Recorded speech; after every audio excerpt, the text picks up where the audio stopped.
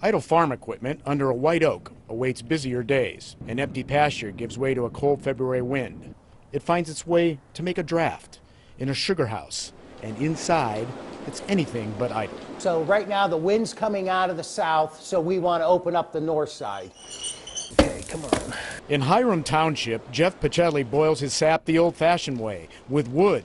This winter he's had to spend long days in his family's sugar house much earlier than expected, tapping 600 acres of trees. The Pacelli farm taps about 2,000 buckets. The majority of those trees are red maples and sugar maples like these. These are over a century old.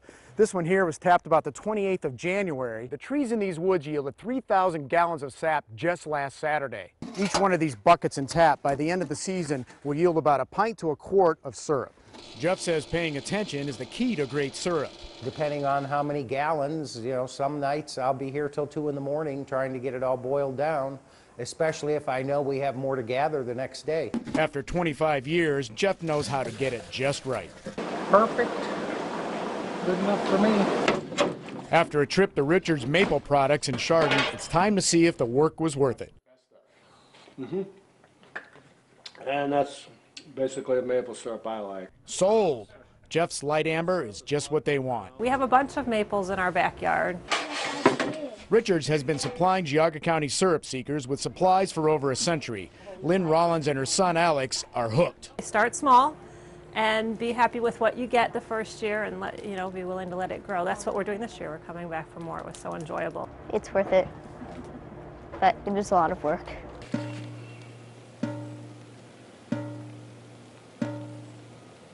I tend to tap early. We're on sandy ground, and it heats up quicker. So it's a little bit different as you go north. Even just from here to Burton, 10 miles. We're a few days ahead of them.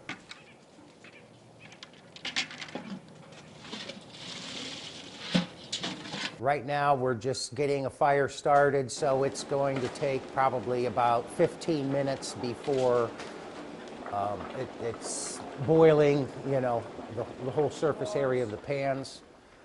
And then when I get everything boiling, then I start letting fresh sap into the pans. Okay, it's starting to break off the scoop. We've been boiling for a couple hours. This will be batch number 3, and you can see how it comes out.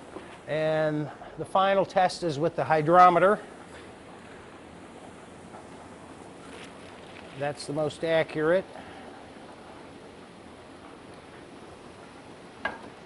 And it's floating right on the line, so that's perfect.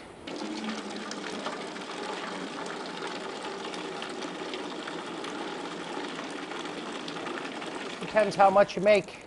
You have to save enough for your own customers for the year. So when I have a surplus, then it's time to sell wholesale. Oh yeah, it's going for around $30 a gallon bulk. So you got 391 pounds there, minus 52 pounds on the drum. Oh, he's always a top-notch producer. Always brings in real nice stuff.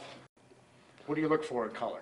Well, we're looking for clarity, and we want to match this one. This is what they call a light amber.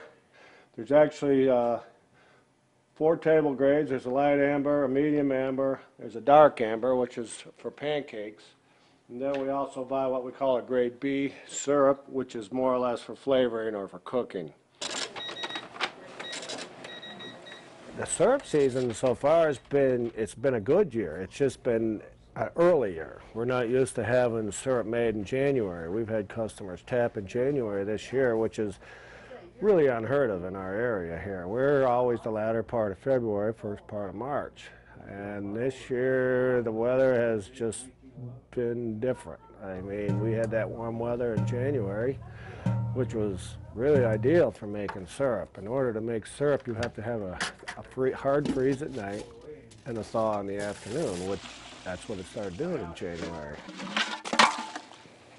In Geauga and Portage County, Dave Arnold, News Channel 5.